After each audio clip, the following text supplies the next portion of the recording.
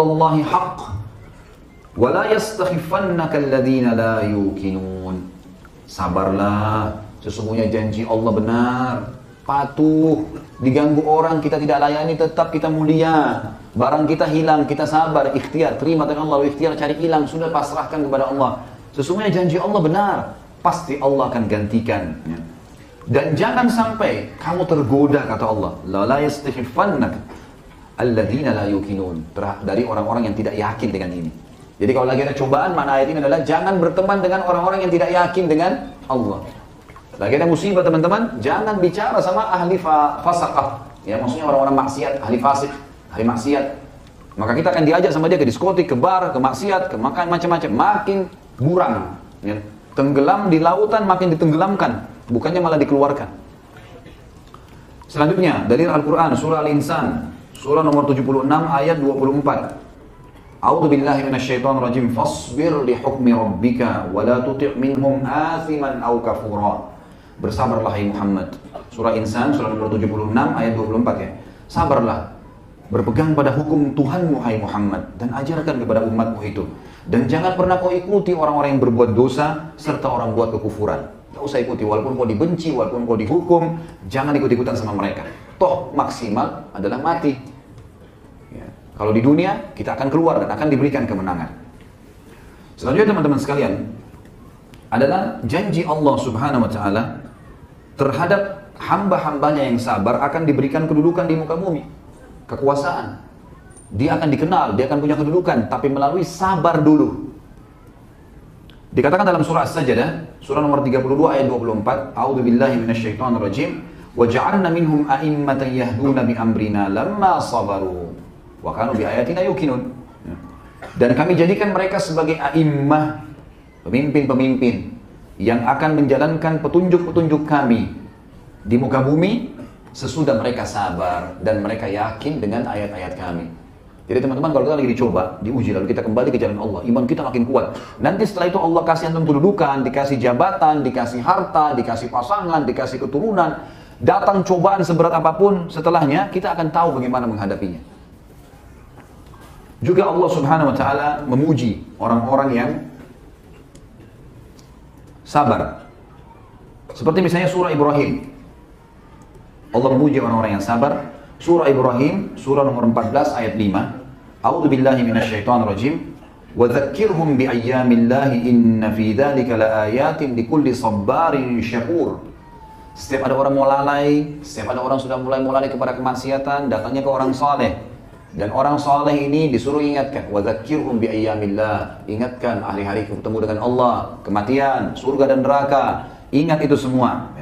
Sesungguhnya pada yang demikian itu, peringatan-peringatan tentang akhirat dan hari-hari bertemu dengan Allah, beratnya siksaan di neraka, beratnya siksaan di alam barzah, nikmatnya surga yang melimpah dan kekal di dalamnya. Ingatkan, dan itu ada tanda-tanda kebesaran kami, ya, tanda-tanda kebesaran bagi orang-orang yang sabarin syakur. Sabar ini sehingga mubalagah teman-teman.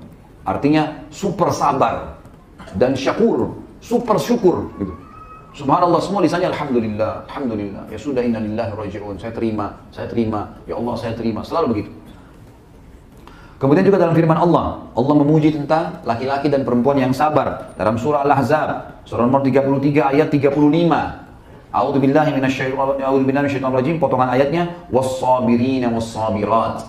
Dan laki-laki yang suka sabar dan perempuan yang suka sabar. Teman-teman, sampai ulama mengatakan begini.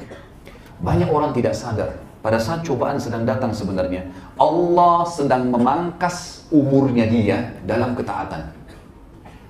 Kalau kita lagi ada cobaan teman-teman sekalian dan kita kembali ke jalan Allah, kita akan tersibukkan untuk mencarikan jalan keluarnya. Kita akan tersibukkan berdoa. Gak ada orang lagi sakit parah lalu kemudian dia mau maksiat, larinya kepada jalan Allah. Maka Allah sedang memangkas umurnya dalam ketaatan, dan itu nikmat yang tidak bisa dibeli. Antum jangan heran kalau lagi ada cobaan, kita bisa nangis dalam doa. Kalau kembali ke Allah, nangis, ya Allah kenapa, ya Allah gini, ya Allah mudahkan, ya Allah berkah, ya Allah angkat. Tapi kalau antum sudah hilang dari musibah itu, dari cobaan itu, kita mau nangis susah. Gak bisa, doa pun kadang-kadang kita malas. Kalau kita tahu teman-teman pahala waktu sedang ada cobaan, bagaimana besarnya Allah balas karena kehusyuan dalam doa, kehusyuan dalam sholat, ini luar biasa. Saya pernah teman-teman sekalian, Satu keadaan, pengalaman pribadi, saya sedang hadapi sesuatu, dan saya mau minta jalan keluar sama Allah. Cukup lama, beberapa bulan belum selesai permasalahan. Kemudian subhanallah saya mau khutbah Jumat. Lalu saya duduk, masuk di masjid, di depan, tempat masjid di depan tidak ada orang lihat gitu. Ada celah antara mimbar sama tempat itu, kemudian saya sholat.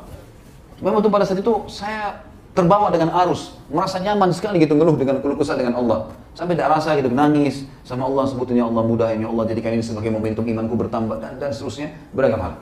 Subhanallah, antara celah mimbar itu dengan tembok, ada celah kecil. Rupanya ada satu jemaah lihat saya dari jauh.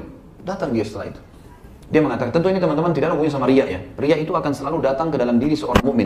Tapi selama kita tidak iakan, maka tidak terjadi riya. Karena syaitan itu lemah sebenarnya. Yang jadi masalah kalau kita ikutin. Dan kita bisa menyampaikan sesuatu kalau jadi ibrah bagi manusia. Karena Allah mengatakan kepada Nabi Muhammad SAW, fa'amma binikmati rabbika fahadith. Kalau nikmat Tuhanmu boleh kau sampaikan, sehingga bisa jadi pelajaran bagi orang lain. Padahal dia datang kepada saya, seorang bapak sudah sangat tua, rambutnya putih semua. Kalau saya perkirakan mungkin umurnya sudah di atas 80 tahun. Datang ke saya dan mengatakan, Ustaz, memang dia sering, Masya Allah, hadir di rutin pengajian saya. Dia bilang, Ustaz sudah pernah susun nggak doa-doa dalam Al-Quran yang sering disebutkan? Saya kadang-kadang kalau khutbah, sering di akhirnya saya tutup dengan semua doa yang dimulai dengan Rabbana, Rabbana, Rabbana, semuanya gitu. Makanya jemaah tanya, pernah nggak Ustaz susun? Saya bilang, belum, secara khusus belum sih. Tapi Insya Allah kalau ada yang butuh, nanti coba saya tulisin di surah apa, di ayat apa gitu. Terus tiba-tiba dia bilang sama saya kalimat, saya seperti sedang disiramin dengan air dingin untuk teman-teman sekalian, dan saya yakin Allah yang membuat orang ini bicara, sehingga menghibur saya dalam masalah waktu itu. Maka yang saya dengar, dia mengatakan apa? Ustaz, tadi waktu sujud baca doa apa? Kok saya lihat dari jauh enak sekali sujudnya? Ustaz tahu, sampai rambut saya seputih ini, belum pernah saya rasakan nikmat sujud seperti itu. Saya berharap bisa sujud lama, tapi saya tidak tahu harus buat ucapkan apa. Kok bisa Ustaz sampai lama seperti itu? Saya dengan biasa mengatakan, saya ada masalah, padahal saya keluh kesah dengan Allah. Nabi SAW mengatakan, akrabu abdun ya rabbi wa huwa sajid. Orang paling dekat dengan Tuhannya, penciptanya, pada saat dia sedang sujud. Ya sudah, saya sampaikan keluh kesah saya. Tapi ucapan dia tadi subhanallah seperti Allah sering ingatkan kepada saya. Ingat Khalid, nikmatku sedang besar padamu. Cobaan ini sesuatu yang kau bisa laluin. Dan banyak orang tidak bisa ibadah, justru yang kau rasakan pada saat cobaan sedang datang kepadamu. Ini pelajaran yang luar biasa sebenarnya. Maka sabar sedikit teman-teman dengan cobaan. Ini teman-teman yang selalu ribut dengan masalah cerai. Untuk apa cerai? Kecuali ahli maksiat yang sedang kita temui. Sabar ukhti, sabar akhi. Sabar, ingatkan pasangan, doakan, gitu kan? Itu yang kita lakukan. Sedikit saja ada masalah, sudah langsung berputus hubungan dengan saudaranya muslim. Sedikit ada ini, sedikit ada itu, bahkan ada yang sampai durhaka dengan orang tuanya lah, putus silaturahim lah, segala macam hal. Apalagi yang lebih parah larinya kepada kemaksiatan, naudzubillah. Akhirnya dari ahli ibadah tiba-tiba berubah menjadi orang yang maksiat. Tiba-tiba mencaci maki Allah, menganggap itu solusinya pada saat dia berzina di diskotik atau dia minum khamr. Naudzubillah. Kemudian dikatakan teman-teman sekalian dalam firman Allah yang lain tentang nabi-nabi Allah. Mereka diangkat derajatnya justru setelah cobaan datang. Dalam surah Al-Anbiya, surah nomor 21 ayat 85, Allah memuji 3 nabi sekaligus. A'udzubillahi minasyaitonir wa Idris wa dzal kifl kullum minas sabirin. Dan Ismail, juga Idris dan dzal kifl, kami tinggikan mereka justru karena mereka termasuk orang-orang sabar. Antum jangan berpikir teman-teman sekalian semua nabi-nabi ini dakwah langsung didengar. Enggak. Butuh juhud, dianggap penyihir, dianggap pendusta, difitnah macam-macam. Sabar, gitu kan? Ada ikhwah begitu difitnah sedikit berhenti dakwah. Kenapa? Kebenaran ini kok. Sampaikan, sabar, nggak masalah. Allah akan tunjukkan kebenaran. Jangan malah kita kendor. Sabar teman-teman sekalian. Saya waktu pertama balik ke Indonesia, yang hadir di pengajian mungkin 3-4 orang teman-teman sekalian. Saya masih ingat, tapi saya tunjukkan kepada jemaah saya komitmen. 3-4 orang pun saya baca kitabnya, saya ajar.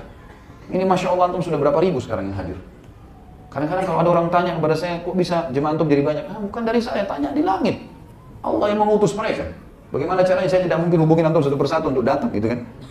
Jadi memang ada kuasa Allah dan memang banyak teman-teman. Saya melalui banyak cobaan. Mungkin kalau saya ceritain ke antum satu persatu, antum, oh ternyata begitu ya Khalid Basanama itu. Antum tidak menyangka kalau itu banyak cobaan yang berat, gitu. Tapi itu bukan untuk dikeluh kesahkan, untuk dinikmatin sebagai sebuah proses Allah tinggikan derajat. Tadi itu saya lihat depan mata saya sendiri. Banyak sekali terjadi. Sabar teman-teman sekalian, sabar. Maka sabar ini adalah sebuah senjata yang sangat luar biasa. Kemudian dikatakan juga tentang Nabi Ayyub alaihissalam. Nabi yang sangat mulia terkenal dengan kesabarannya. 20 tahun Allah coba, 20 tahun teman-teman sekalian, luar biasa. Allah mengatakan di dalam surah Shad, surah nomor 38 ayat 44. A'udzubillahi minasyaitonirrajim. Inna wajadnahu sabira ni'mal 'abd innahu awwab. Kami betul-betul memberikan jalan keluar pada Ayub karena kami temukan dia adalah hamba yang sabar. Sungguh dia sebaik-baik hamba, karena dia adalah orang yang tidak berkeluh kesah. 30 tahun menikah, istrinya 20 tahun, kemudian berjalan 20 tahun, tidak ada cobaannya Allah yang berat bagi dia, alaihi salatu wassalam. Sampai umur 50 tahun teman-teman sekalian, dikasih anak 12 orang laki-laki semua. Dia nabi dan raja di kaumnya. Hartanya paling banyak, peternakannya paling banyak, jumlahnya ribuan ekor sapi, kambing, domba, unta, dan juga ya keturunannya banyak tadi, hartanya banyak, dan dia raja. Secara fisik juga sempurna. Dia gagah, istrinya juga cantik. Punya kelebihan. 20 tahun.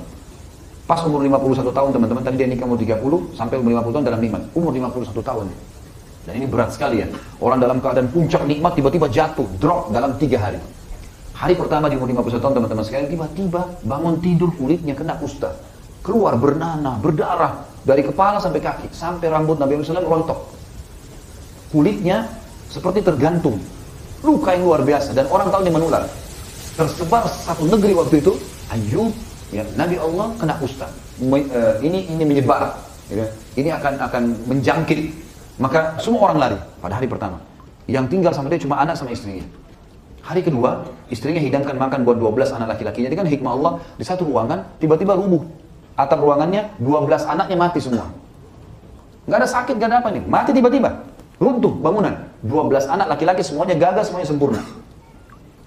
Yang hari ketiga, Allah datangkan hama dan badai. Semua peternakan Nabi Ayub ribuan ekor mati dalam seketika pada saat itu, kena hama. Dan kebunnya semua hancur. Dan subhanallah, kaumnya nggak kena. Yang kena badai itu Nabi Ayub AS. 3 hari habis semua. Badannya sakit. Anaknya semua mati, hartanya semua habis. Sampai akhirnya rumahnya pun ditinggalkan sama dia, di pinggiran negerinya dia tinggal.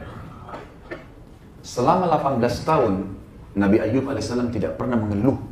Tidak pernah bilang, kenapa ya Allah? Bahkan sebuah riwayat menyebutkan Ayub AS tidak pernah mengatakan, ya Allah keluarkan saya. Enggak.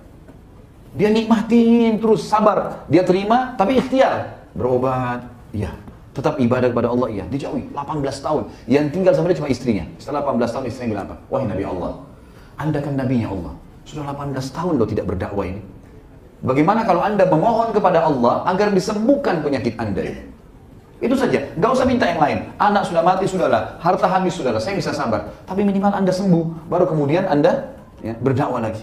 Apa kata Nabi Ayub AS? Wahai istriku, berapa lama dulu kita dalam keadaan nikmat? Kata istrinya 20 tahun. Kata Nabi Ayub, berapa lama kita sekarang diuji sama Allah? Kata istri 18 tahun. Kata Nabi Ayub, saya masih malu minta sama Allah. Keimanan yang luar biasa. Tahu kalau Allah itu lihat, Allah tahu dia sedang diuji, Allah tahu dia sedang ada masalah, tidak dikeluhkan pun kepada sang pencipta. Pencipta tahu makanan apa yang masuk ke urat-urat saraf antum, ke tubuh antum, minuman apa yang masuk, Allah tahu. Kita tidak pernah tahu minuman yang kita minum mana yang jadi kencing, yang mana jadi bagian darah kita. Kita nggak pernah tahu makanan yang kita punya, cuma tahu ini asin, manis, pedas, kemudian masuk tenggorokan kita nggak pernah tahu teman-teman mana jadi kotoran, mana jadi anggota tubuh kita. Sang pencipta tahu semuanya, tanpa antum keluh pun dia sudah tahu. Dan dia sudah menjanjikan kekal. Innallaha la yukhliful mi'ad. Allah tidak akan pungkiri janjinya. Pasti Allah akan berikan jalan keluar. Nabi Ayub mengatakan, saya masih malu minta sama Allah. Di 20 tahun cobaan, dia sudah merasa berimbang antara cobaannya dengan nikmat yang pernah dia terima. Maka dia mengucapkan kalimat yang santun sama Allah. Rabbi anni massaniyad dur wa anta arhamur rahimin. Wahai Tuhanku, Rabbi, penciptaku, pemilikku, ya, penyiap segala kebutuhanku, pemusnahku yang akan mematikan aku. Massaniyad anni massaniyad dur. Sungguhnya aku telah ditimpa penyakit ini. Dia nggak bilang ya Allah engkau timpakan, enggak. Wahai Tuhanku, penciptaku, pemilikku, pemusnahku yang akan mematikan aku. Aku sedang ditimpa penyakit, saking santunnya sama Allah, gitu kan? Wa anta arhamur rahimin, dan kau zat yang maha penyayang. Dia nggak bilang ini sudah 20 tahun ya Allah berimbang, sembuhin saya. Enggak. Wa anta arhamur rahimin, dan kau zat yang maha penyayang. Artinya mau sembuhin saya hakmu ya Allah. Tidak mau sembuhin saya tetap jalani. Luar biasa, sampai keluar istilah ya, sabar Ayub diistilahkan. Artinya sabar Ayub ini puncaknya sudah. Apa kata Nabi SAW tentang ahli surga? Semua ahli surga, poster tubuhnya seperti Adam 60 siku ke langit, wajahnya seperti Yusuf, hatinya seperti Ayub. Luar biasa, Allah puji. Makanya Allah bilang tadi, inna wajadnahu sabira. Kami temukan Ayub itu sabar, nggak pernah ngeluh, nggak pernah keluh kesah, gitu kan? Ni'mal abd innahu awwab. Dia sebaik-baik hamba dan dia awwab, orang yang tunduk, patuh, nggak berkeluh kesah sama Tuhan. Dan ingat teman-teman, saya bilang tadi semua punya ajal. Kalau antum sabar sampai titik klimaksnya, maka yang datang nanti sesuatu balasan seperti gelombang ombak yang tidak bisa dibendung. Dari seperti kasus ingat, yang muridnya lebih ramai daripada gurunya, mana kena kasus masalah itu. Ada cobaan-cobaan yang datang. Maka sabar, Nabi Ayub alaihissalam dicoba 20 tahun, berarti umur 70 tahun. Di hari pertama umur 71 tahun teman-teman, Allah munculkan di bawah ranjangnya mata air. Dan Allah suruh beliau dicuci, mandi dengan itu, tiba-tiba sembuh. Dan tubuhnya kembali kekar, lebih segar dan kekar dibandingkan 20 tahun yang lalu. Dari air mata air itu. Yang kedua, Allah subhanahu wa ta'ala mengirim seluruh masyarakatnya pada saat itu. Tersebar berita, Ayub sudah sembuh. Nabi Ayub waktu sudah sembuh, Allah perintahin dia jalan. Nabi Ayub jalan. Mungkin masyarakatnya, tidak semua Ayub, orang semua kagum. Luar biasa, sembuh. Alhamdulillah Allah sudah sembuhkan. Semua orang tersebar berita. Apa yang terjadi? Ini hari pertama. Hari kedua teman-teman, seluruh negeri datang membawakan hadiah buat Nabi Ayub alaihissalam. Ada yang bawa sapi, ada yang bawa kambing, ada yang hadiah wakafkan kebunnya. Pokoknya itu Nabi Ayub. Dalam satu hari di hari kedua, kekayaannya Nabi Ayub menjadi double dibandingkan kekayaan 20 tahun yang lalu. Tidak bekerja apa-apa. Allah datangkan dengan caranya. Hari ketiga, istrinya hamil dan setiap tahun pada saat itu melahirkan anak kembar sehingga Allah memberikan dia 24 anak laki-laki. Padahal tadinya 12. Tidak ada yang mustahil bagi Allah. Cuma butuh keimanan dan jadikan sabar sebagai pegangan hidup kita. Ini penting teman-teman. Kemudian juga dikatakan tentang masalah sabar ini. Afwan, namanya agak rapat ya. Di belakang kepenuhan tempatnya. Bisa merapat nih, silakan maju dulu. Kasih kesempatan ikhwah yang baru datang. Selanjutnya teman-teman sekalian, termasuk orang sabar itu, kalau sedang datang masalah, Allah dobelkan pahalanya dibandingkan orang yang sedang tidak ada cobaan. Allah akan berikan double pahala dibandingkan orang yang sedang tidak menghadapi cobaan. Di dalam surah Az-Zumar, dalil berhubungan dengan masalah ini, surah Zumar, surah nomor 39 ayat 10. A'udzu billahi minasyaitonir rajim. Innama yuwaffas sabiruna ajrahum bighairi hisab. Sesungguhnya orang-orang yang sabar itu, apalagi sampai titik klimaks hari terakhir Allah uji kita dan pasti tiba di hari itu, gitu kan? Yang saya tadi bilang puncaknya meninggal dunia tentunya, dan sudah kebahagiaan abadi di surga, atau dia akan selesaikan, Allah akan selesaikan urusan di dunia. Sesungguhnya orang-orang sabar, kalau sabar sampai titik klimaksnya, akan mendapatkan pahalanya bighairi hisab. Nggak ada lagi hitung-hitungannya. Udah seperti gelombang yang besar sekali datang kepada dia, yang dia sudah tidak tahu harus kemanakan nanti harta itu. Dia tidak tahu harus berbuat apa dalam masalah-masalah yang sedang dia hadapi. Subhanallah, saya bertemu kemarin di kota Makassar dengan salah seorang ikhwah. Kebetulan saya sangat kenal orang ini, karena dulu pasangan hidupnya itu teman istri saya.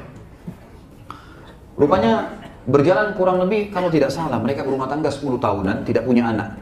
Dan pasangannya ini seorang mu'allaf, gitu kan. Cuma belajar agama. Ringkas cerita, saya tiba-tiba waktu pas lagi dari Jakarta datang ke Makassar, saya ketemu sama istri saya, terus saya cerita, ingat nggak teman saya si Fulan? Oh iya, saya ingat. Dia bilang orangnya itu melakukan satu perbuatan yang aib. Kenapa? Ya orangnya selingkuh dari suaminya, tinggalkan suaminya, kemudian dia menikah dengan laki-laki lain. Bahkan suaminya dipaksa untuk menandatangani surat dengan menggunakan segala macam cara. Terus gimana keadaan suaminya? Kesian sekali. Dan ini orang sampai stres, kerjaannya terganggu gara-gara perempuan ini pergi sama laki-laki lain. Ini cerita menyakitkan tentunya. Orang sudah berumah tangga kemudian cerai, itu sulit kan gitu. Semua hal yang berat, apalagi sudah 10 tahun. Dan dia sudah berkorban maksimal, sudah ikhtiar berobat sana sini, memang tidak punya anak. Subhanallah, saya kemarin tabligh akbar di Makassar ketemu. Datang di acara saya, perubahan. Penampilannya sudah agak berubah. Kelihatannya orang yang seperti sudah ikut pengajian, sudah pelihara jenggot, sudah tidak isbal, sudah ngomong masalah agama. Terus kemudian ketemu sama saya, datang ke rumah, datanglah ke rumah. Terus saya ngobrol dia gembira sekali. Saya, Masya Allah, di mana antum sekarang? Oh, tetap sama kerja di tempat itu dan seterusnya. Terus saya bilang, bagaimana masalah antum? Kebetulan dia bilang, saya tadi hadir di pengajian antum bersama istri dan anak-anak. Saya tanya, karena dia ucapkan itu, emang antum sudah menikah? Dia bilang, Alhamdulillah sudah. Saya menikah kurang lebih 4 tahun atau 4 tahun yang lalu. Setelah masalah dia berlalu sekitar, mungkin berlalu 6 tahunan, setelah itu dia menikah. 4 tahun, jadi saya sudah lama ketemu dia, mungkin sudah 10 tahun ketemu dia. Dan dia dulu 10 tahun juga berumah tangga gitu kan. Maka saya ketemu sama dia langsung dia bilang, Alhamdulillah, setelah berlalu permasalahan saya itu, ya, 6 tahunan, tahun ke-7, saya tetap sabar, saya tetap bekerja, sumpek setiap hari, ada masalah. Terus dia bilang, Allah gantikan saya sekarang seorang istri yang saya tidak bayangkan lagi. Sudah susah saya gambarkan. Sudah mukminah, baik, santun, jaga hubungan baik sama saya, sama keluarga saya, dan Allah karuniakan saya 3 orang anak. Waktu nikah pertama gak ada anak. Ini kenapa saya angkat teman-teman sekarang? Karena saya lihat mungkin memang ajal daripada cobaannya orang ini 7 tahun. Dia sabar sampai titik klimaks, Allah ganti. Dan masalahnya istrinya selingkuh, Allah gantikan perempuan. Masalahnya gak punya anak, Allah kasih anak.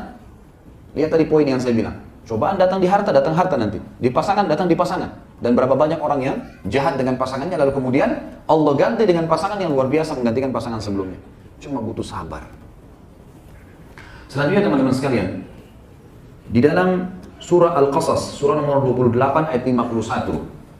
A'udzu billahi minasyaitonir rajim. Ulaika yu'tauna ajrahum marrataini bima sabaru. Al-ayat. Orang-orang yang patuh di jalan Allah, patuh mengerjakan perintah semampunya dia, maksakan diri di situ, dia tinggalkan dosa semaksimal mungkin, maka mereka akan kami berikan balasan pahalanya double. Kenapa? Bima sabaru, karena mereka sabar di situ. Jadi diberikan pahala double. Kemudian juga dikatakan dalam surah Yusuf, untuk surah nomor 13 ayat 90. Allah Subhanahu wa taala berfirman, "A'udzubillahi minasyaitonir rajim. Innahu may yattaqi wa yasbir, fa innallaha la yudhi'u ajral muhsinin." Sesungguhnya siapa yang bertakwa, patuh sama Allah dan sabar dalam menjalani kehidupan ini sesuai dengan realnya jalannya agungnya Allah tentunya, maka Allah tidak akan menghilangkan pahala orang-orang yang muhsinin, berbuat kebaikan. Ini kisah Nabi Yusuf alaihissalam. Bayangkan dia umur berapa dilempar di sumur saudaranya, lalu diambil, lalu diperjualkan di pasar budak, pisah dengan ayahnya, tinggal di perantauan, sampai menjadi menteri, gitu kan? Perdana menteri pada saat itu yang mengurus seluruh urusan pangan, ya, dan kegiatan sosial yang ada di kerajaan Mesir. Jadi waktu ditanya, ya, maka Nabi Yusuf mengatakan alaihissalam, sesungguhnya siapa yang bertakwa kepada Allah dan sabar, maka sesungguhnya Allah tidak akan menghilangkan pahala orang-orang yang berbuat kebaikan. Kemudian juga dalam surah Hud, surah nomor 11 ayat 115, Allah berfirman, "A'udzubillahi minasyaitonir rajim, wasbir fa innallaha la yudhi'u ajral muhsinin." Sabar, Allah tidak akan menghilangkan pahala orang-orang yang muhsinin, yang berbuat baik. Sabar dilalui. Orang caci maki.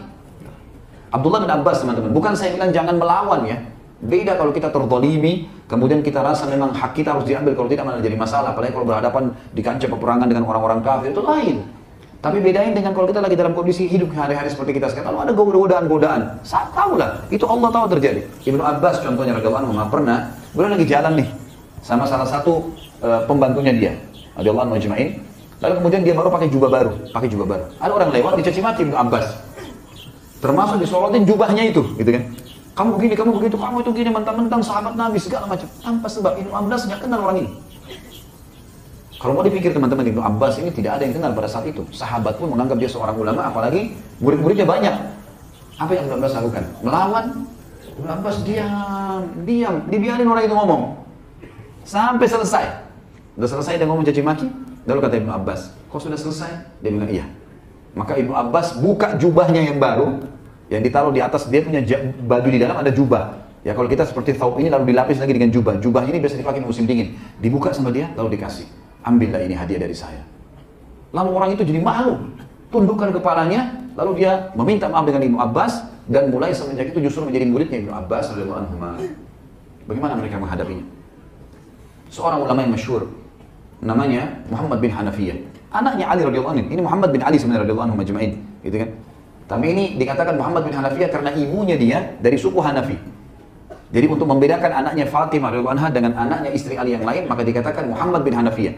Supaya Hasan dan Husain saja radhiyallahu anhuma yang memberikan istilah dengan bin Ali, gitu kan? Seperti itulah. Ini penyampaian para sebagian ulama. Pada Muhammad bin Hanafiyah ini jalan. Tiba-tiba ada orang datang caci maki dia.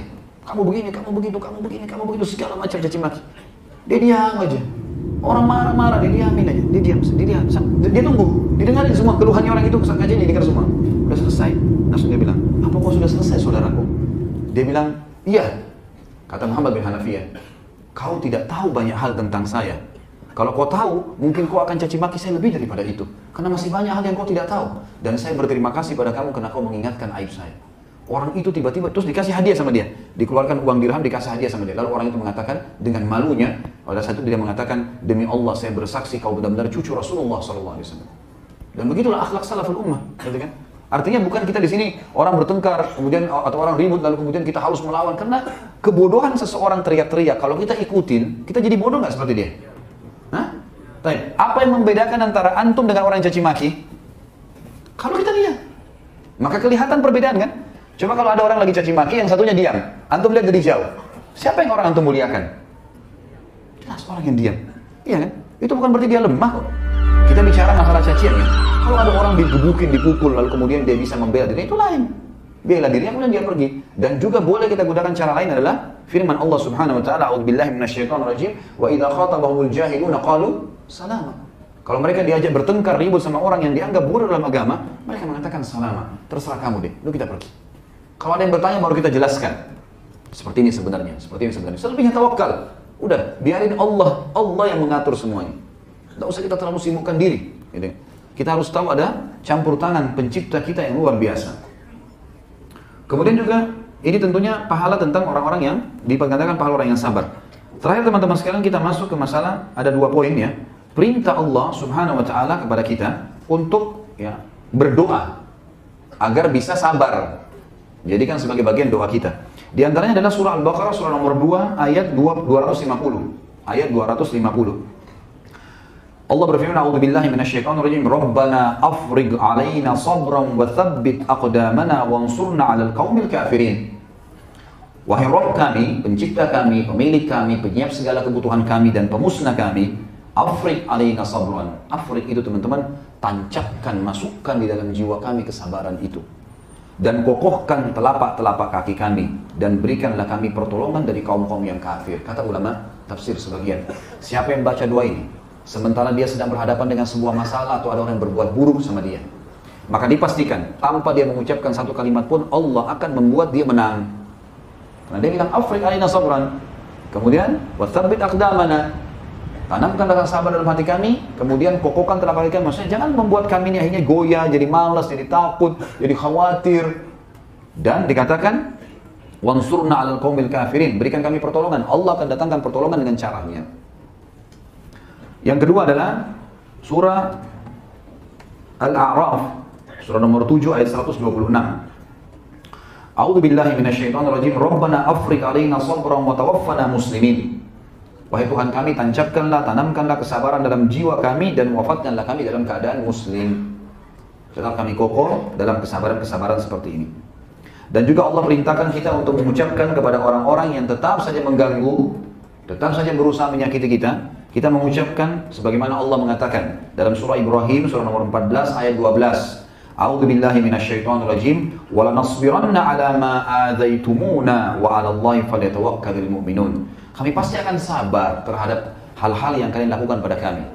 Adzaitumuna ini maksudnya yang kalian sakiti kami. Kami akan sabar dengan itu. Artinya sabar tadi menerima sebagai takdir Allah dan ikhtiar. Ada yang butuh dijelasin, dijelasin. Kita diam ya diam, gitu kan. Ada yang bertanya, kita jelaskan. Sabar. Maka kami pasti akan bersabar terhadap apa yang kalian sakiti kami, dan hanya kepada Allah lah orang-orang beriman bertawakal. Baik, terakhir teman-teman sekalian, orang yang sabar dijanjikan dari semua urusan dunia. Akhirat dijanjikan masuk surga. Ayat-ayatnya banyak ini. Di antaranya adalah firman Allah Subhanahu wa taala, A'udzubillahi minasyaitonirrajim. Ini dalam surah Ar-Ra'd. Surah Ar-Ra'd, surah nomor 13 ayat 22 sampai ayat 24. وَالَّذِينَ صَبَرُوا ابْتِغَاءَ وَجْهِ رَبِّهِمْ وَأَقَامُوا الصَّلَاةَ وَأَنفَقُوا مِمَّا رَزَقْنَاهُمْ سِرًّا وَعَلَانِيَةً وَيَدْرَؤُونَ بِالْحَسَنَةِ السَّيِّئَةِ أُولَئِكَ لَهُمْ عُقْبَى الدَّارِ. Dan orang-orang yang selalu sabar, dan dalam sabar itu mereka berharap wajah Tuhan mereka, maksudnya ikhlas, tulus mengharapkan pahala. Lalu mereka selalu mendirikan sholat. Dalam masalah-masalah mereka hadapin, tetap mereka komitmen menjaga sholat. Mereka juga mengeluarkan harta-harta yang telah kami berikan kepada mereka, sembunyi-sembunyi dan terang-terangan. Ini dalam cobaan lagi data ya. Lalu mereka selalu mengikuti perbuatan-perbuatan baik. Ya. Mereka selalu menjadikan perbuatan baik mereka sebagai pembersih perbuatan salah mereka. Karena memang ada hadits yang berbunyi kalau perbuatan dosa, perbuatan pahala akan menghapus dosa-dosa. Mereka itulah akan mendapatkan ya, surga nanti. Uqbad dar adalah balasan yang terakhir di surga, di akhirat nanti. Itu ayat 22. Ayat 23-nya Allah sebutkan uqbad dar itu apa sih? balasan di akhirat nanti, jannati adni yadkhulunaha wa man salaha min abaihim wa azwajihim wa dhurriyyatihim wal malaikatu yadkhuluna 'alaihim min kulli bab. Ayat 24-nya, salamun 'alaikum bima sabartum fa ni'ma uqbad dar. Uqbad dar, balasan nanti di terakhir tempat tinggal adalah surga, kata Allah, jannat, bukan satu istana. Surga, istana. Aden. Ya, Aden adalah salah satu nama surga yang mulia yang dia akan masuk atau mereka akan masuk di dalamnya plus karena dia sabar, maka wa man salaha min abaihim, juga bapak-bapak mereka kami masukkan bersama mereka di surga, wa azwajihim, dan istri-istri dan suami mereka, wa dzurriyyatihim, dan keturunannya. Bukan cuma dia masuk surga, semuanya dimasukkan ke dalam surga. Dan malaikat masuk kepada mereka di surga-surga itu melalui semua pintu. Lalu para malaikat berkata salamun alaikum. Keselamatan di dunia dan di akhirat untuk kalian. Bima sabartum, terhadap apa yang kalian sabari ini. Fa ni'ma uqbad dar, ini sebaik-baik tempat untuk ditinggali. Jadi balasan surga. Yang kedua adalah firman Allah dalam surah Al-Furqan, surah nomor 25 ayat 75 yang berbunyi a'udzubillahi minasyaitonir rajim. Inna jazainahumul yawma bima sabaru annahum humul faizun. Ulaika yujzauna al-ghurfata bima sabaru wa yulaqauna fiha tahiyatan wa salama. Furqan surah nomor 25 ayat 75 bunyinya, a'udzubillahi minasyaitonir rajim, ulaika yujzauna al-ghurfata bima sabaru wa yulaqauna fiha tahiyatan wa salama. Mereka itu akan masuk ke dalam istana-istana di surga karena mereka sabar selama di dunia, dan mereka di sana di dalam surga mendapatkan sambutan-sambutan yang meriah dan ucapan-ucapan selamat. Juga surah Al-Mu'minun, surah nomor 23 ayat 111. A'udzubillahi minasyaitonir rajim, kata Allah kepada orang-orang yang sudah berusaha mematuhinya di dunia, Inni jazaitumul yawma bima sabaru annahum humul faizun. Pada hari ini aku akan balas mereka yang sudah sabar semua itu, bahwasanya mereka lah orang-orang yang menang. Kata ulama tafsir, masuk ke dalam surga. Lalu kemudian dua ayat terakhir ada surah Fussilat, surah nomor 41 ayat 35. Allah berfirman, a'udzubillahi minasyaitonir rajim, tentang surga dengan segala kenikmatannya, abadihnya, derajat yang tingginya. Wa ma yulaqqaha illa alladziina sabaru wa ma yulaqqaha illa dzu hazzin 'adzim. Sesungguhnya surga itu tidak akan pernah didapatkan kecuali dari orang-orang yang sabar, dan tidak akan masuk ke dalam surga itu kecuali orang betul-betul memiliki nasib yang baik. Itu di sini saksi bahasan adalah masalah sabar. Dan ayat yang terakhir teman-teman sekalian adalah surah Al-Insan, surah nomor 76 ayat 12. Yang berbunyi a'udzubillahi minasyaitonir rajim, tentu dalam masalah balasan surga ya. Wa jazaahum bima sabaru jannatan wa harira. Dan balasan terhadap kesabaran mereka adalah surga-surga, istana-istana yang mewah, dan sutra-sutra sebagai pakaian dan lapisan bantal serta tempat istirahat mereka. Tentu kita tutup teman-teman sekalian juga dengan sabda Nabi SAW. Maaf teman-teman yang mau bertanya sesuai dengan tema ya, dan tolong dikasih ke Abdul Razak di depan supaya bisa disortir dulu sesuai dengan tema. Karena kita tidak ada waktu untuk balas jawab sekarang semua pertanyaan ya, akan sesuai dengan tema. Dan tolong kalau sudah paham, tidak usah bertanya teman-teman. Bawa pulang ilmu lebih besar manfaatnya dan diamalkan. Kalau betul-betul tidak jelas baru ditanya dan sesuai dengan tema, tolong. Kita hadir di sini teman-teman bukan karena saya lebih pintar, tapi kita sama-sama menjalankan firman Allah. A'udzubillahi minasyaitonir rajim, fadzakir fa inna dzikra tanfa'ul mu'minin. Saling memperingatkan karena peringatan bermanfaat bagi orang beriman. Saya bukan datang sini teman-teman untuk meramaikan majelis atau untuk riya atau untuk memamerkan sesuatu. Rugi, untuk apa saya datang gitu? Saya mau mendapatkan sesuatu amal jariah dengan cara antum amalkan. Antum juga hadir di sini teman-teman, bukan untuk mengetes pemateri atau mungkin untuk menunjukkan pada teman-teman lain sehingga jadi riya, jangan. Jadi bertanya sesuatu yang penting. Kalau tidak, alhamdulillah sudah pulang. Nanti datang di majelis ilmu yang lain, karena kita punya banyak majelis ilmu, banyak judul di tema yang lain, tanyakan tema itu sehingga lebih fokus. Sabda Nabi SAW tentang masalah balasan orang sabar. Tadi itu semua banyak ayat Al-Quran. Saya bacakan beberapa hadis saja di sini. Kata Nabi SAW, Inna idhamal jazai ma idhamal bala. Hadis sahih, Hasan sahih diriwayatkan oleh Tirmidzi. Sesungguhnya balasan itu, ya kadar balasan agungnya, besarnya, diberikan sesuai dengan agungnya cobaan yang datang. Kemudian juga dikatakan di dalam hadis yang lain yang mulia. Tentu ini potongan hadis Bukhari Muslim ya. Sebelumnya ada hadis, ada penyebutan gitu. Jadi ada seorang sahabat, ada beberapa orang sahabat yang datang meminta kepada Nabi SAW. Lalu Nabi SAW kasih, ada lagi yang datang minta, dikasih, ada lagi datang minta, dikasih. Terus saja Nabi SAW kasih, sampai habis apa yang di tangan Nabi SAW. Lalu kata Nabi SAW, demi zat yang ubun-ubunku dalam genggamannya, sungguh aku tidak pernah menyimpan sesuatu, ya, sehingga aku tidak memberikan kepada kalian. Kalau masih ada saya akan kasih.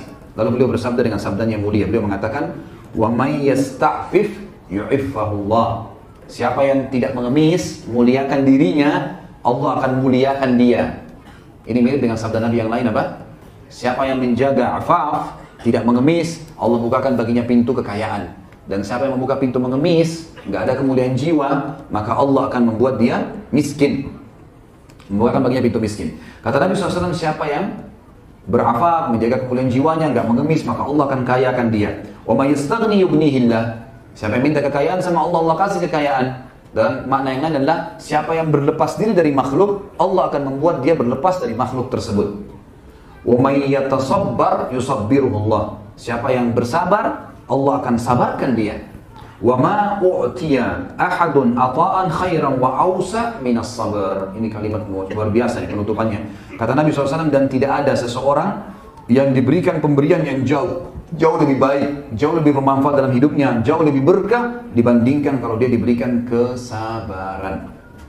Hadis Bukhari yang lain, kata Aisyah radhiyallahu anha, baginda Nabi SAW, Nabi SAW tidak pernah marah kalau berhubungan dengan haknya, dan beliau akan marah kalau dilanggar hukum Allah. Kalau masih masalah haknya dia, minta maaf ya, ya sudah. Belum bisa bayar ya, ya sudah. Allah tahu kok, Allah akan gantikan, harus keyakinan ini. Gak usah kita paksain. Kalau bisa ya sudah, kalau nggak bisa ya sudah. Gitu. Mudahin kehidupan, karena dunia sebentar. Jangan sia-siakan hal-hal kita pada kesedihan yang berlebihan, karena syaitan suka buat begitu. Atau angan-angan yang berlebihan. Seperti banyak orang mau cerai, diangan-angankan sama syaitan. Kau mampu, kok bisa aja, gini, segala macam. Syaitan, angan-angan. Terus habis itu mau kemana? Mau ribut lagi, mau nikah lagi, mau masak, untuk apa? Gitu kan? Nggak ada manfaatnya sama sekali. Maka harusnya difahami masalah-masalah seperti ini teman-teman sekalian. Semoga saja kita bisa ambil pelajaran dari tokoh kita, Khabbab radhiyallahu anhu, dan semoga Allah menyatukan kita bersama mereka, dan beliau dan juga orang-orang lain dari para sahabat lain. Dan teman-teman sekalian, pesan saya terakhir sebelum pertanyaan, mulai sekarang, terapkan setiap hari teman-teman baca kisah satu sahabat. Buka sebelum tidur malam hari atau di waktu antum melowong, ketik di Google tentang kisah sahabat, satu orang sahabat. Urutkan, saya mau baca tentang sahabat fulan, baca satu hari.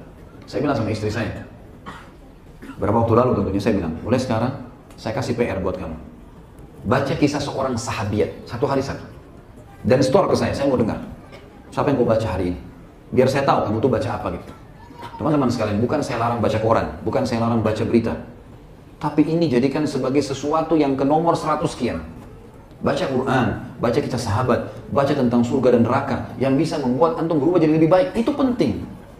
Kita tidak sibuk tiap hari baca koran ini beritanya apalagi yang baru. Ini apalagi yang baru, gosip apa yang baru, ini apa yang baru. Tidak ada yang baru dalam Islam, Quran dan hadis Nabi SAW. Kisah sahabat dan tabi'in, orang-orang saleh, itu yang membawa kita pada hal kebahagiaan dunia dan juga akhirat teman-teman sekalian. Menjaga hubungan sama Allah, sesuatu yang paling mahal bagi orang beriman, dan jauh dari Allah adalah sesuatu kehancuran dan kerugian yang luar biasa. Allahu a'lam. Ini. Masya Allah. Banyak sekali pertanyaan. Tidak berhenti-berhenti pertanyaan. Iya insya Allah. Kalau saya tidak sabar, saya nggak baca.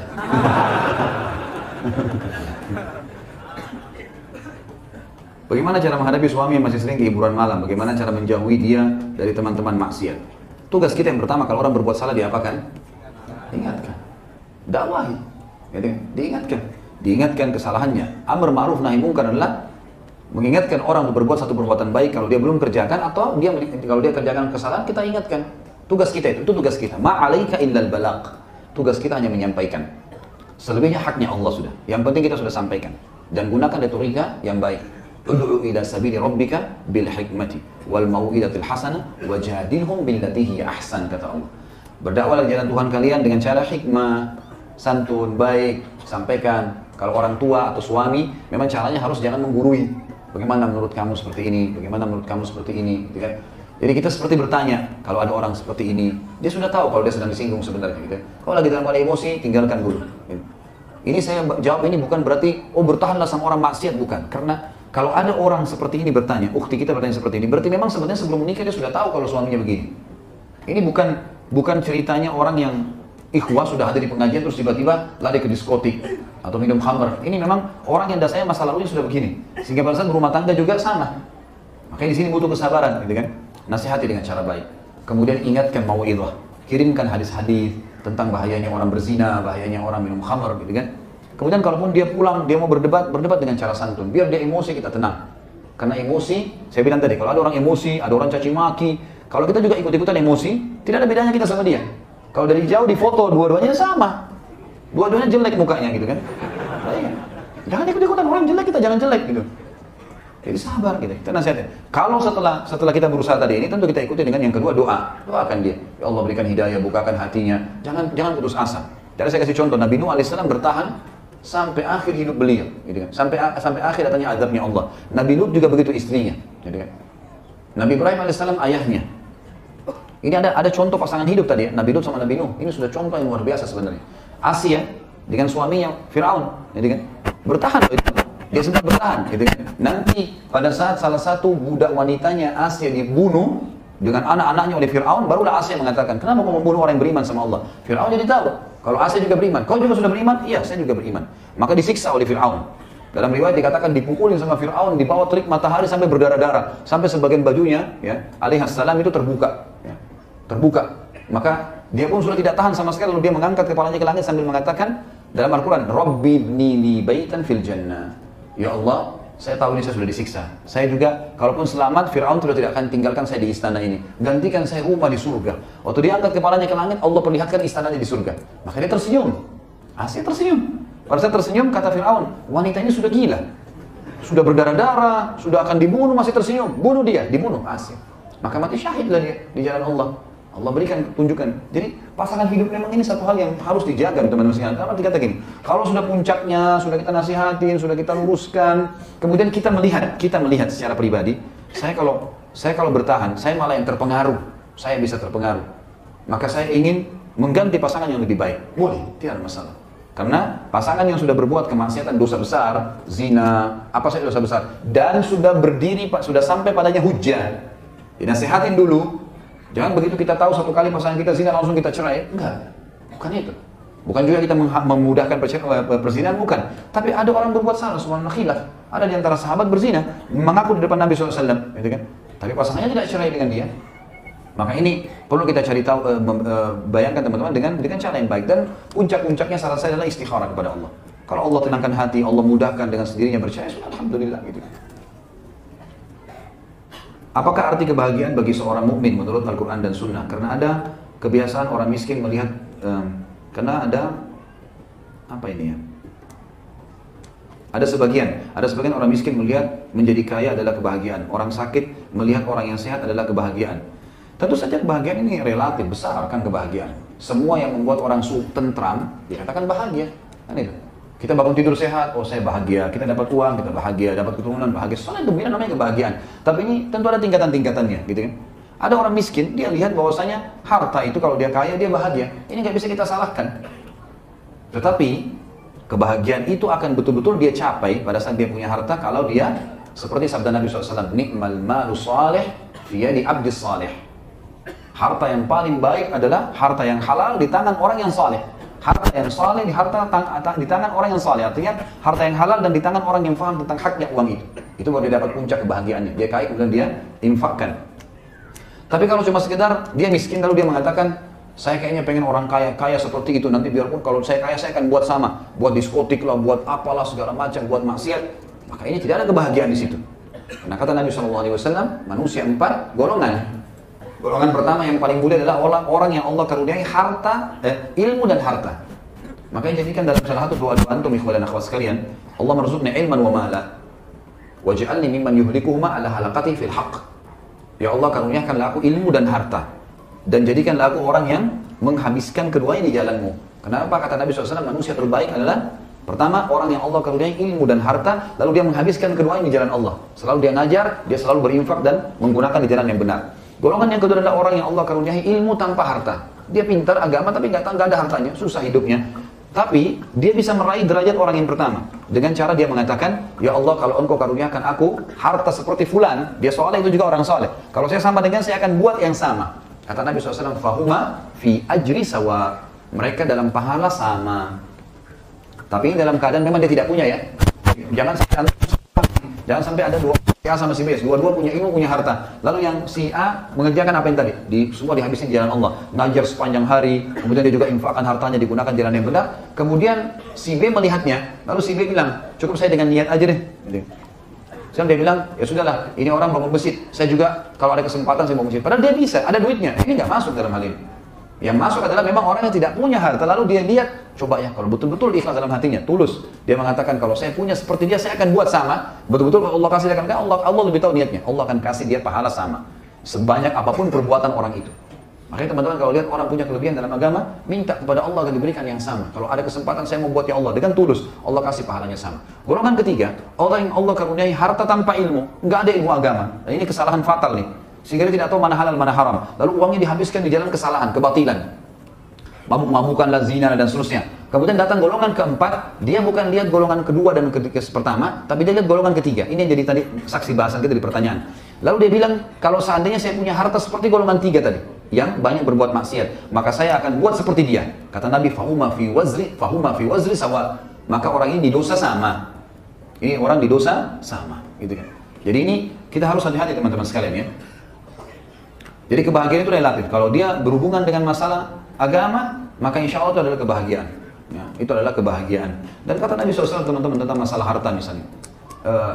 Tentang masalah orang kalau terlalu tergila-gila dengan harta yang banyak. Kata Nabi SAW, siapa yang bangun tidur, jasadnya sehat, dia punya makanan hari itu, dia punya rumah atau tunggangan yang dia bisa gunakan, dia adalah orang yang terkaya. Udah, gitu. Sudah cukup buat dia.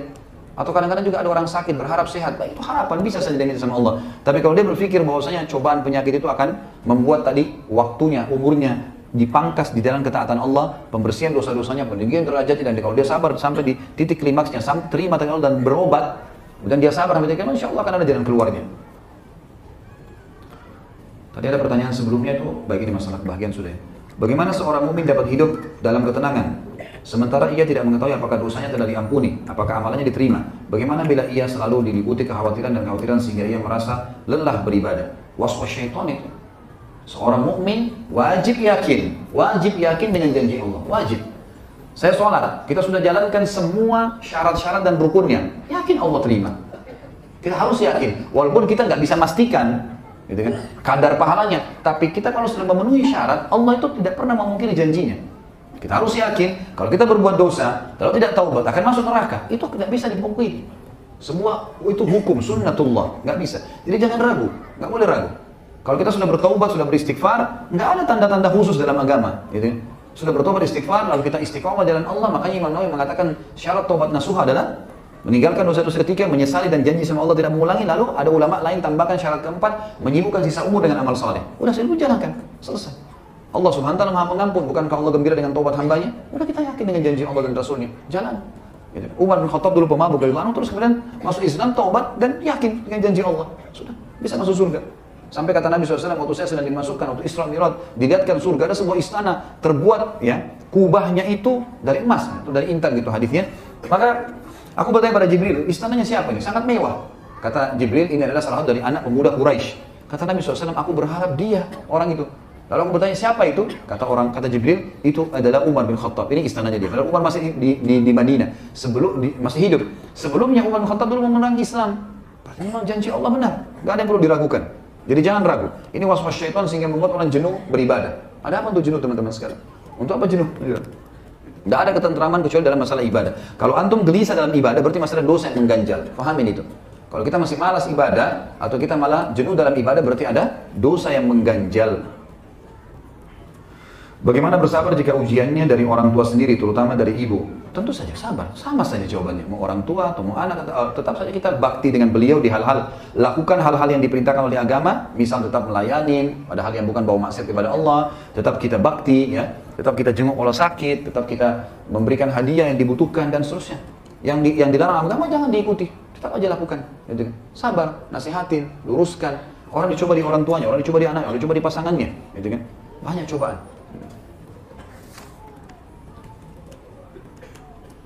Bagaimana cara sabar menghadapi istri yang selingkuh dengan laki-laki lain?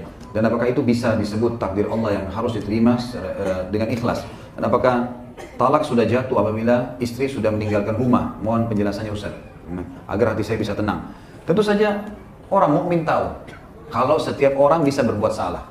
Kalau istri antum ini selingkuh, kemudian memang diahnya sudah taubat nasuha. Memang dia taubat nasuha, memang saya salah, saya taubat nasuha. Ini antum punya khiyar. Orang punya khiyar. Yang terbaik terima dan sabar, gitu kan? Karena kata Nabi SAW dalam sebuah hadis kepada seorang sahabat laki-laki mengatakan, ya Rasulullah, inna bra'ati la taruddu yadul lamis. Wahai Rasulullah, istriku tidak nolak tangannya setiap penjamah. Ini maksudnya supel sekali, atau kata sebagian ulama hadis bahkan perempuan ini suka selingkuh. Kata Nabi SAW, talikha, ceraikan aja kalau gitu. Dia bilang, lakinni uhibbuha, tapi saya mencintainya. Maka kata Nabi SAW, amsikha. Kalau gitu pertahankan dia. Dalam arti kata, luruskan kesalahannya, sabar sampai kamu mampu, semampu kamu. Gitu. Kalau memang tidak bisa, karena memang kadang-kadang subhanallah, pasangan kita ini karena kita sudah terlalu cinta, nggak bisa kita ceraikan, atau nggak bisa cerai dengan kita. Kita berat untuk cerai. Kalau kita cerai malah mudaratnya lebih berat. Kita jadi sumpah, kita jadi sedih. Maka jangan terjadi. Gitu kan.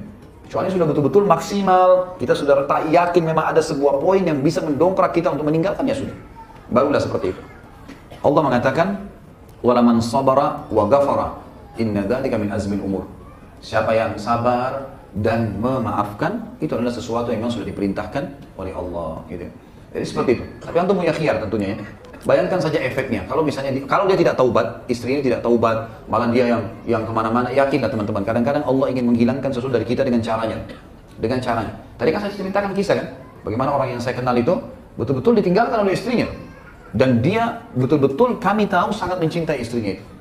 Karena itu teman keluarga, teman dekat tahu sangat mencintai pasangannya, subhanallah, gitu kan. Tapi ditinggalkan dengan perselingkuhan.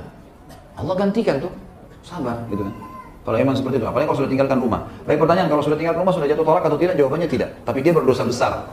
Karena sabda Nabi SAW, wanita manapun yang keluar rumahnya tanpa izin suaminya, maka dia dilaknat sampai dia kembali. Makna dia dilaknat adalah diangkat berkah hidupnya, tapi tidak terjadi perceraian.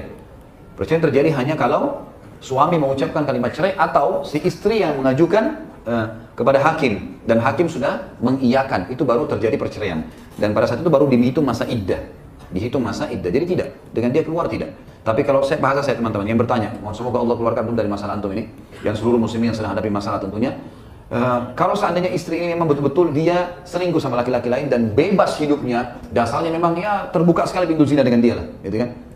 Maka kalau dia pergi dari rumah, teman-teman sekalian, antum sujud syukur kepada Allah. Itu pasti kebaikan.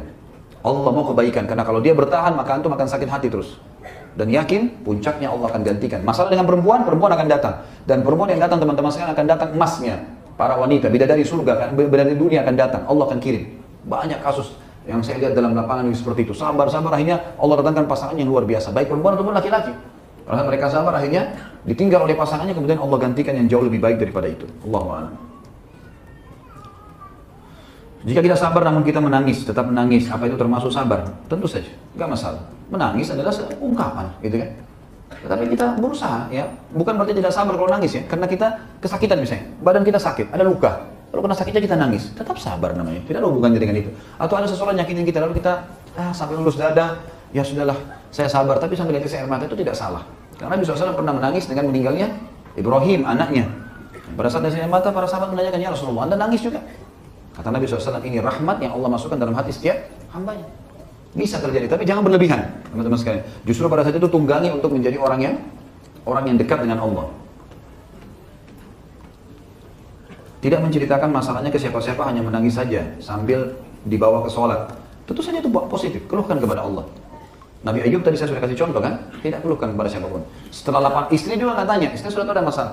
Dia nggak mau bangun suaminya, 18 tahun baru ditanya. Larikan ke sholat, nggak masalah. Allah tahu, Allah itu sifatnya yang maha tinggi adalah maha mengetahui salah satunya. Allah itu maha penyayang. Allah itu berat siksaannya kepada orang yang menzalimi kita, berat siksaannya. Tidak usah khawatir. Jelas di belakang ini ada janji-janji Allah. Semua cobaan teman-teman kata ulama dimulai dengan sabda Nabi SAW, innamas sadmatu fil ula. Sesungguhnya pedihnya sebuah cobaan cuma di awal saja. Kalau sudah berlalu berapa hari, berapa bulan, berapa tahun, kita cuma tinggal mengenang, oh ya dulu saya pernah dicoba dulu begini. Tapi sudah selesai. Cuma itu di awal. Makanya di situ cobaan yang pertama itu yang pahalanya sangat besar. Saya sudah menikah hampir 10 tahun tapi belum dikaruniai keturunan. Mohon doa dan amalan khusus. Dan apakah ini bentuk ujian kesabaran?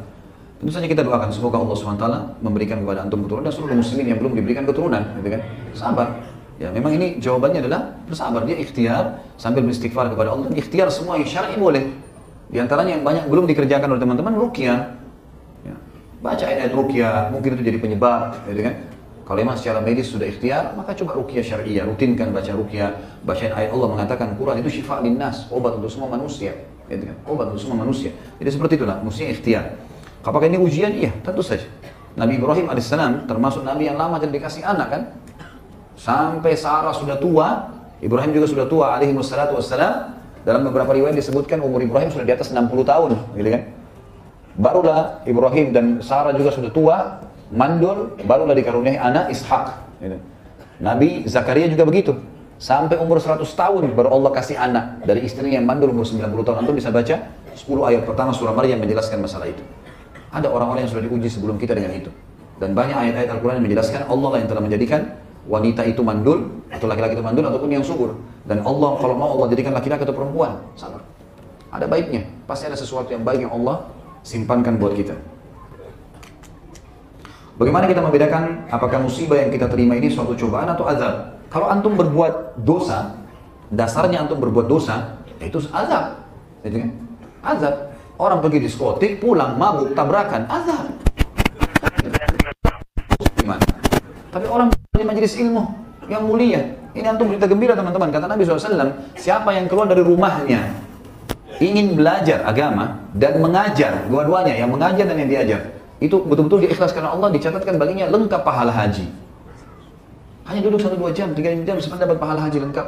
Dalam riwayatnya dikatakan, siapa yang keluar belajar atau mengajar, maka dia di jalan Allah seperti orang jihad sampai dia pulang, gitu kan? Dia dapat pahala. Dalam hadis ini dikatakan malaikat menembahkan sayapnya, membuka sayapnya, melindungi para penuntut ilmu, gitu. Jadi banyak sekali manfaat-manfaatnya tentu. Jadi kita lihat di sini teman-teman sekalian, kalau kita karena masalah musibah, dianggap itu adalah sebuah azab kalau kita pulang atau habis melakukan maksiat lalu datang cobaan itu. Tentu ini juga fungsinya bagi orang beriman membersihkan dosanya. Tapi kalau antum pulang dari majelis ilmu, antum pulang dari apalah ya, umroh dan haji atau gimana, terus ada cobaan datang, ya sudahlah, itu berarti ada sesuatu yang Allah inginkan. Ada sesuatu yang Allah inginkan. Sabar di situ, sabar. Saya subhanallah kemarin pas pulang 2 hari dari umroh Ramadan, 2 hari sebelum Lebaran, mau ke Balikpapan untuk khutbah Id, tiba-tiba saya kaget di grup tertulis, teman-teman sudah bicarakan tuh, teman-teman tamatan Madinah. Ini ada berita apa lagi nih? Fatwa menyesatkan Khalid Basaam. Fatwa menyesatkan.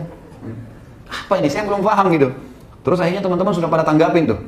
Terus saya coba lihat, saya buka cuplikannya, subhanallah, ceramah 6 menit di-cut jadi 1,5 menit. Ini menyesatkan karena begini, karena begitu, karena kata Sayyiduna ini dan seterusnya. Padahal saya menjelaskan Sayyiduna, Nabiuna dan Rasulina. Kalau diikuti 6 menit saya jelaskan itu. Kalau Sayyiduna bisa digunakan untuk siapa saja dalam bahasa Arab. Seperti ruangan ini ada masuk namanya Yusuf, kita bilang Sayyid Yusuf masuk, bisa dipakai, gitu kan? Tapi kalau Nabiuna dan Rasulina itu dipakai untuk satu orang, untuk baginda Nabi SAW, tidak bisa orang lain. Maka kalau ketemu antara ini sama ini, kita dahulukan ini ditinggalkan, gitu kan? Kita kalau syahadat bilang apa? Asyhadu an la ilaha illallah wa anna Muhammad Rasulullah. Enggak ada kata Sayyiduna kan? Nah, begitu juga dengan kalau orang lagi membaca hadis Nabi SAW, an Abi Hurairah anhu anin Nabi SAW. Enggak ada an Sayyiduna Nabiyuna. Jadi Nabi sudah jadi pengganti di situ.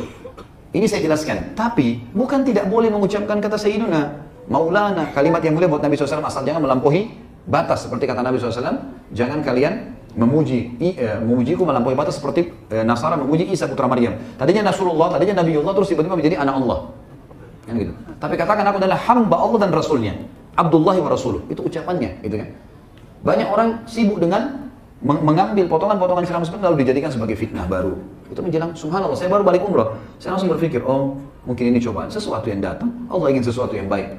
Udah, saya ngobrol sama beberapa teman-teman yang memang membantu saya dalam masalah tim, kemudian kita coba upload kembali, meluruskan. Ikhtiar kita adalah seperti itu, sampaikan apa ada. Alhamdulillah, responnya malah lebih bagus, dan Allah Subhanahu Wa Taala menunjukkan siapa orang itu, dan semoga Allah kasih hidayah.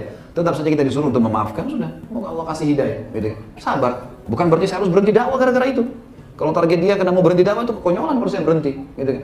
Malah harus sabar, jalani, perjuangkan sampai meninggal dunia. Yang penting adalah kebenaran dan kebaikan. Bagaimana agar kita bisa selalu sabar, tahapan proses belajarnya, dan bagaimana marah yang dibolehkan dalam Islam. Hampir sama semuanya. Jadi kalau bagaimana supaya kita bisa sabar, yang pertama baca fadilah sabar. Tadi yang kita bacain semua itu fadilah namanya. Dengan kita tahu ada janji Allah dalam ayat tadi tentang masalah janji surga, pahalanya dilipat gandakan segala macam. Dan ini masih banyak teman-teman hadisnya ya. Saya tidak nukil semua. Kalau antum ketik di Google mungkin tentang fadilah sabar akan keluar semua banyak. Atau antum baca buku Riyadhus Shalihin tentang bab sabar, banyak sekali hadis. Ya, mungkin saya tidak sebutkan semua tadi. Jadi poin-poin besarnya. Baca fadilahnya dulu. Kita kalau ingin mengerjakan satu perbuatan ibadah, supaya rajin misalnya sholat malam. Sebelum tidur baca fadilah sholat malam, kita akan rajin bangun sholat malam. Mau sedekah, baca fadilah sedekah. Mau haji umrah, baca fadilah haji dan umrah. Kita akan semangat. Jihad, baca fadilah jihad. Kita akan semangat tuh. Gitu. Jadi itu dulu yang pertama. Yang kedua teman-teman sekalian, fahamin itu. Renungin dan amalkan. Jadi kalau sedang terjadi masalah, memang dipakai ilmunya. Jangan nanti begitu ada masalah, lalu kita lupakan apa yang sudah kita baca. Praktekin ilmunya. Kemudian yang ketiga, jangan konsultasi dalam setiap masalah kecuali pada ahlinya saja, yaitu para ulama dan dai. Jangan cerita sama teman-teman. Berapa banyak rumah tangga rusak karena cerita sama temannya. Bahkan saya selalu tekankan dalam pelatihan rumah tangga saya teman-teman sekalian, jangan ceritain masalah walaupun sama orang tua kalau perlu. Kecuali orang tua kita bijak, faham agama. Kalau enggak, berapa banyak orang tua kita emosional lalu kemudian menceraikan kita sama pasangan kita. Kesalahan. Kalau orang alim teman-teman kita tanya, Ustaz, Kiai, siapa yang kita panggil sebagai syekh, ya, tolong saya punya masalah begini, apa solusinya? Pasti panduannya ke agama, gitu kan? Ada hadis Nabi SAW begini, ada begini, sabarlah, berdoalah, sholat malam lah, istikharah lah, dan seterusnya. Nah kita dipandu ke agama, itu yang paling tepat. Tapi kalau kita komunikasi dengan orang, ingat, bermusyawarah jangan bermusyawarah dengan orang yang bodoh dalam agama, pertama. Yang kedua, jangan musyawarah dengan orang yang lebih sedikit pengalaman atau belum melaluinya. Banyak orang, dia konsultasi sama temannya, belum nikah, dia tanya masalah pernikahan. Nyambung nggak kira-kira? Ada orang berpoligami, musyawarah sama temannya tidak poligami, nggak bakal nyambung. Harus dengan orang yang sudah praktisinya, nggak bisa. Ada orang yang sudah tanya orang tentang haji, orang itu belum pernah haji, nggak ada pengalaman sama sekali. Dengan orang yang sudah pulang, punya pengalaman, punya ilmu, beda. Beda semuanya. Maka jangan musyawarah dengan orang yang tidak punya ilmu atau kurang pengalaman, ini nggak bisa. Ini harus teman-teman. Dan jangan ceritakan kepada sembarang orang, apalagi orang awam, umum orang, teman. Ada orang subhanallah lewat satu kampung tahu kalau ini masalahnya apa. Karena semua orang sudah dicerita sama dia, sudah tahu nggak istri saya begini. Semua orang tahu. Suami saya begini. Satu orang, semua orang tahu masalahnya. Jadilah hamba Allah teman-teman yang jalan di muka bumi, orang tidak tahu tentang antum sama sekali. Baik, antum jalan, berarti antum dalam keadaan baik, sabar dalam masalah-masalah. Kecuali memang ahlinya. Bagaimana kita mendapatkan jodoh yang terbaik? Sabar yang seperti apa? Untuk mendapatkan yang terbaik. Tadi ada pertanyaan juga sini ya. Marah yang seperti apa yang diperbolehkan? Marah kalau melanggar hukum Allah dan kita boleh tegas. Ini nggak boleh loh. Ini larang, haram loh. Nggak boleh. Istrinya keluar rumah, kembali, haram. Kamu harus kembali, tegas. Itu boleh. Yang tidak boleh kasar. Kasar itu matanya melotot, kata-katanya luar biasa. Mungkin semua kebun binatang keluar. Itu nggak boleh. Dan kita lihat kalau seandainya dalam agama begini, terutama ini tadi banyak masalah rumah tangga ya. Rumah tangga itu kalau mau tentram teman-teman jangan inginkan masalah. Selain konsultasi sama orang lain tadi, jangan konsultasi kecuali pada ahlinya, ulama, dan jangan nginapkan masalah. Clearkan. Yang salah minta maaf, yang benar memaafkan. Udah, jangan nginapin. Karena kalau sudah nginap, apalagi keluar rumah, ini udah luar biasa. Di dalam rumah ada 10 setan, di luar ada 7.000 setan, gitu kan? Malah tambah rumit. Tambah rumit. Saya tahu ada orang sampai ayahnya akhirnya terlibat dalam bagi ke anak perempuan ini sampai perceraian terjadi, baru dia nyesal. Karena saya pada masalah selalu ayahnya. Ayah begini, suami saya begini. Padahal sebenarnya dia suka sama suaminya. Akhirnya ayahnya kena sering dikeluhkan, keluh kesahkan, begitu anaknya pulang dia bilang kamu nggak boleh kembali lagi. Udah, kamu sudah masalah. Tapi suami saya begini nggak bisa. Kau kan sudah sering ngeluh. Suamimu begini. Dia nyesal sendiri. Tapi terjadi perceraian. Diceraikan dengan cara paksa. Didatangkan wali, datangkan bukti-bukti memang ada. Kalau laki-laki dia pernah begini, pernah begitu, akhirnya terceraikan. Tapi penyesalan terjadi pada orang ini karena salah ya. Kalau kita mendapatkan jodoh yang terbaik, semua kembali ke agama. Agamanya yang didahulukan. Dan itulah orang yang terbaik. Kata Nabi SAW bagi kaum wanita dan walinya, ayahnya, kalau datang kepada kalian yang kalian ridhoi akhlaknya dan agamanya, terima lamarannya. Kalau tidak terjadi kerusakan di muka bumi. Jadi bukan kekayaan, bukan titel pendidikan dan seterusnya, gitu kan? Bagi laki-laki juga begitu. Wanita dinikahi karena hartanya, kecantikannya, keturunannya dan agamanya. Dan dahulukan agamanya, hidupmu akan tentram. Jadi memang agama. Yang sudah tidak disuruh lagi sholat, dan suruh lagi tutup aurat, memang sudah aman semuanya. Minta sama Allah, sujud, ya. Biasakan minta kepada Allah SWT akan diberikan. Apakah sabar ada batasnya? Tentu saja kalau memang orang sudah sama sekali tidak bisa tahan dan dia mau gitu kan, kata Nabi SAW begini, kalau janganlah kalian berharap kematian. Kalau lagi sakit parah sekali atau masalah lagi berat, kata Nabi SAW jangan kalian harapkan kematian. Tapi kalau kalian betul-betul sudah tidak tahan, kata Nabi ucapkanlah, ya Allah kalau kehidupan lebih baik buat saya, lanjutkan. Kalau kehidupan buruk buat saya, wafatkan. Nabi SAW ajarkan caranya. Kalau betul-betul orang itu sudah merasa tidak sabar. Tapi kalau insya Allah dia bisa sabar, ya alhamdulillah, itu jauh lebih baik gitu. Kalau sampai mati kita nggak bisa bayar utang, padahal kita sudah berusaha, itu bagaimana Ustaz? Tentu saja, yang paling pertama teman-teman, jangan utang kecuali darurat, itu dulu. Jangan buka pintu utang. Ada orang subhanallah dari utang ke utang, ini nggak boleh. Membuka utang secara sengaja bisa masuk dalam bab dosa loh ya. Karena membayarnya wajib, gitu kan? Apalagi kalau menunda. Kata Nabi SAW, matlul ghani zulmun. Penundaan terhadap pembayaran bagi orang yang mampu adalah zulm, kezaliman, dosa besar. Nggak boleh. Jadi ulama masukkan kalau utang tanpa sebab, dia mampu, maka ini kezaliman, nggak boleh. Kenapa dia buka masalah hidupnya di situ? Kalau dia mati, kan jadi masalah. Gitu kan? Sampai orang mati syahid aja, diampuni semua kecuali utangnya. Nggak boleh. Ada pernah sahabat meninggal, masih punya utang dengan orang Yahudi. Maka temannya mimpi kalau di lehernya ada lingkaran warna hitam. Lalu waktu ditanya kenapa tuh, dia bilang ini utang saya sama orang Yahudi yang belum saya bayar. Jadi memang harusnya ya kita hati-hati, jangan utang kecuali darurat, memang penting. Dan memang jalankan sunnah Nabi SAW, siapa yang utang niat dari awal membayarnya, Allah akan mudahkan dia melunasinya. Dan siapa yang dari awal utang niat tidak mau bayar, Allah akan persulit dia untuk membayarnya. Ini yang pertama, gitu kan? Jadi jangan utang teman-teman sekalian kecuali memang penting. Yang kedua, kalau sudah terlanjur utang, jangan menghindar. Jangan lari dari pemilik piutang teman-teman sekalian. Tampilkan wajah kita, datang ke sana. Maaf ya, saya betul-betul tidak bisa bayar. Tapi saya niat mau bayar. Bisa ditulis akad apa, kesepakatan apa, dan saya akan berusaha. Insya Allah kalau orang niat betul-betul mau membayar, Allah mudahkan. Jangan menghindar. Yang jadi masalah dan jadi beban hidup antum, bisa juga orang yang pemilik piutang itu dia sedang terzalimi, dia doakan keburukan, malah jadi susah. Ada orang nggak ditelepon, nggak diangkat. Ya di SMS nggak dibalas. Padahal waktu mau pinjam luar biasa usahanya dia untuk mendekat, gitu kan? Makanya harus hati-hati teman-teman sekalian. Jadi jangan menghindar. Jangan menghindar. Kemudian yang ketiga, dahulukan utang dari semua kebutuhan. Sekarang pendapatan antum 1 juta, 2 juta per bulan. Utang antum ada 1 juta misalnya. Kalau dibayar setengah mungkin saya tidak bisa hidup, susah, 1 juta aja.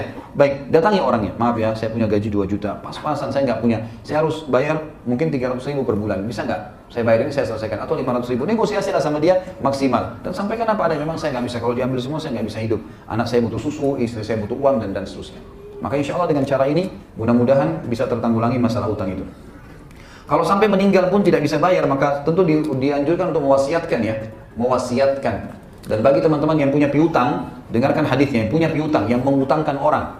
Kata Nabi SAW, ya, siapa yang mengeluarkan atau memudahkan urusan seorang muslim di dunia, Allah akan mudahkan urusannya pada hari kiamat. Atau siapa yang memudahkan seseorang muslim keluar dari masalahnya di dunia, maka Allah akan keluarkan dia dari masalah-masalah di akhirat. Kata ulama termasuk adalah utang. Termasuk dalamnya adalah utang. Termasuk dalamnya adalah utang. Kalau dia meninggal juga tidak, maka tulis wasiat ya teman-teman sekalian. Tulis wasiat. Kata Nabi SAW dalam hadis, siapapun yang terlintas di benaknya 3 hari sesuatu yang dia khawatirkan membahayakan dia di akhirat, maka semestinya dia menulisnya. Tulis, saya punya utang sama si fulan, kalau saya meninggal tidak sempat bayar, tolong ada kerabat saya menyelesaikannya gitu loh. Saya mewasiatkan ini, mewasiatkan itu, kita wasiatkan. Apakah baik mendoakan yang tidak baik bagi orang yang telah menyakiti kita? Tentu saja kalau dikatakan baik, jawabannya tidak baik. Tapi boleh atau tidak boleh. Orang yang terzalimi boleh mendoakan keburukan bagi orang yang menzaliminya. Makanya kata Nabi SAW, dan kepada Muadz bin Jabal waktu ke Yaman, kau akan dakwahi ahli kitab dan seterusnya, diperintahkan untuk mendakwahi rukun Islam dan rukun iman. Lalu kata Nabi SAW, hati-hati hai Muadz dari harta mereka, jangan sampai kau sentuh hartanya yang bukan hakmu, dan hati-hati dari doa orang yang terzalimi, walaupun mereka kafir, mereka ahli kitab, tidak ada hijab antara mereka sama Allah. Sampai ulama mengatakan satu-satunya doa orang kafir diterima cuma pada saat mereka terzalimi. Semua orang terzalimi Allah tolong, gitu kan? Jadi harus hati-hati teman-teman sekalian di sini masalah ya. Kalau orang menzalimi orang lain. Tapi kalau kita terzalimi lalu kita doakan dia, misal kita doakan supaya Allah hukum, itu hak kita, boleh saja. Tapi kalau antum mau lebih baik, tanya baik atau tidak? Baik adalah antum doakan supaya dapat hidayah. Bisa ada orang utang sama kita nggak bayar, kita katakan ya Allah, mana lebih baik ya teman-teman? Kalau kita bilang gini, ya Allah putuskan kakinya, ya Allah berhentikan detak jantungnya, apalah, ya. Jangan diamalin ini ya. Ini saya kasih contoh saja. Mana lebih baik teman-teman daripada ya Allah susahin hidupnya? Mana lebih baik? Kalau Allah kasih misalnya, baik kakinya putus atau dia jantungnya berhenti, dia mati, kan selesai. Terbalas dendam kita, baik yang kita dendam tapi tidak dapat apa yang kita inginkan.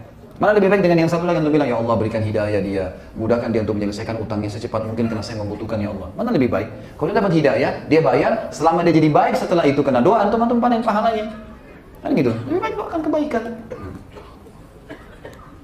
Saya dan suami telah berkeluarga selama 5 tahun. Selama 5 tahun pula saya dan mertua tinggal serumah. Banyak hal yang terjadi antara saya, suami dan mertua. seperti cekcok, perselisihan. Apa yang harus kami lakukan agar perselisihan yang terjadi tidak menjadi bumerang bagi kami, tidak menjadi dosa bagi kami, karena selama ini mertua memang ikut tinggal bersama kami. Tentu saja kalau bisa pisah rumah lebih baik ya, kalau bisa pisah rumah. Kalau nggak bisa ya sabar. Sabar, ada orang dicoba di macam-macam, ini lagi dicoba sama mertua. Jadi kita kalau menikah sama seseorang, maka kita tidak bisa putuskan jalur nasabnya dia. Mertua kita itu tetap orang tua pasangan kita sampai abadi. Sampai kata Nabi SAW, kalian akan dipanggil dengan nama-nama kalian dan nama-nama ayah kalian pada hari kiamat. Gitu kan? Gak terputus itu. Tadi dikatakan orang kalau masuk surga, kalau dia soleh, dia sabar, orang tuanya dan kerabatnya juga akan ikut. Gitu kan? Jadi gak terputus semua itu. Maka kita harusnya bisa bersabar. Kalau ada sesuatu yang kita harus sampaikan, nasihati, terus tetap ngotot ya sudah, sabarin aja. Saran saya kalau keadaannya betul-betul sudah sangat terdesak, artinya mertua ini selalu mencampuri segala, antum batasi interaksi. Pada saat perlu, ketemu, assalamualaikum, salam, atau beli makanan atau apa, dia ngomong apa-apa dengarin, habis itu tinggalkan. Gitu. Seperti itulah kurang lebih. Ini insya Allah akan lebih membantu. Sabar coba. Dan kadang-kadang subhanallah orang itu kalau emosional gitu kan, ada seorang ikhwan begitu, mertuanya selalu setiap datang cerewet, selalu marah-marah, selalu segala. Saya sarankan, sudah dengar aja, habis itu antum tinggalkan. Betul-betul akhirnya mertuanya capek sendiri, kata-katanya sudah habis. Mau marah apa lagi, setiap hari ini mertuanya nggak pernah respon. Karena orang kalau marah, responnya dia antum marah. Maka terjadilah unsur di sini. Sama-sama aja dua-duanya jelek tadi saya bilang kan. Tapi kalau orang marah kita diam, kita dengarin aja. Orang dari jauh sudah lihat, oh ini yang baik nih, ini yang buruk. Dalam keadaan terdesak, misal akan datang penagih utang besok, sedangkan hari ini masih tidak memiliki uang. Sudah ikhtiar sekian lama dan cukup kerja keras, sudah berdoa, namun pertolongan belum datang juga. Bagaimana cara bersabarnya? Temuin, sampaikan apa adanya. Kejujuran modal keberhasilan seorang muslim. Kejujuran modal keberhasilan seorang muslim. Ini harus dijaga teman-teman sekalian. Baik, ini mungkin karena sudah masuk waktu, saya tidak bisa bacain semua karena masih banyak teman-teman sekalian. Mudah-mudahan kita berdoa kepada Allah, majelis kita diberkahi olehnya, dan semoga semua amal yang pernah kita kerjakan diterima olehnya, dan juga semua dosa yang pernah kita kerjakan, kecil atau besar, semuanya dimaafkan oleh Sang Pencipta Allah. Dan kita berdoa juga agar seluruh sisa umur kita terisi dengan amal saleh, dan puncaknya insya Allah kita akan masuk surga firdausnya tanpa hisab. Terus kita doakan saudara kita di Palestina, di Syria, di Yaman, di Irak, di Myanmar, di Ahsa, dimanapun mereka berada sedang tertindas. Semoga Allah ikhlaskan niat mereka, terima para syuhada mereka, muliakan Islam di tangan mereka dan tangan kita semua, dan semoga Allah partisipasikan kita bersama mereka di pahala baik dengan doa dan juga dengan jiwa kita. Dan semoga Allah dengan kemahamurahnya juga menyatukan kita semua di surga firdausnya tanpa hisab. Mari satukan kita di majelis ilmu yang mulia ini. Sebelum kabar majelis, saya mengajak teman-teman mendatangi web resmi www.khalidbasrama.com, dan saya harap teman-teman tidak mengunjungi ceramah-ceramah yang memang mengadu domba atau menyebar fitnah. Karena memang harapan mereka adalah antum mengelik di YouTube itu, ada view di situ sedikit, satu kali diklik dan tidak dinonton pun sudah cukup diberikan uang oleh YouTube itu sendiri. Maka ini tujuan mereka untuk mencari sensasi, kemudian mencari juga uang dan tidak ada manfaatnya buat kita secara ilmu dan iman. Akhirnya jadi merusak hati kita. Kemudian juga saya mengajak teman-teman sekalian untuk partisipasi di Islamic Center yang sedang kami buat, dan itu tentunya juga ada rekening khusus, dan itu akan dibangun masjid serta tempat pelatihan dai yang insya Allah target kita 2 tahun sekolah gratis teman-teman tamatan SMA dan juga yang sudah selesai kuliah mungkin. Itu kalau sudah jadi tentunya. Sekarang lagi sementara pembebasan tanah dan bangunan, ada masjid, ada kelas pelatihan dai 2 tahun. 2 tahun insya Allah targetnya hafal 30 juz Al-Quran dan 1000 buah hadis. Dan kedepannya insya Allah kita berharap menjadi STAI, Sekolah Tinggi Agama Islam, strata S1, dan insya Allah mudah-mudahan Allah berkahi dengan masalah itu. Dan sekarang tahap untuk mengumpulkan amal jariah. Bagi yang berminat nanti insya Allah bisa, kalau ada nomor saya, kalau tidak punya bisa ambil dari teman-teman panitia masjid. Di nomor Excel saya itu di status profilnya saya tulis nomor rekeningnya dan juga nama. Dan itu memang nomor rekening menggunakan nama saya pribadi. Mungkin begitu. Subhanakallah wa bihamdika, asyhadu an la ilaha illallah, astaghfiruka wa atubu ilaik. Wassalamualaikum warahmatullahi wabarakatuh.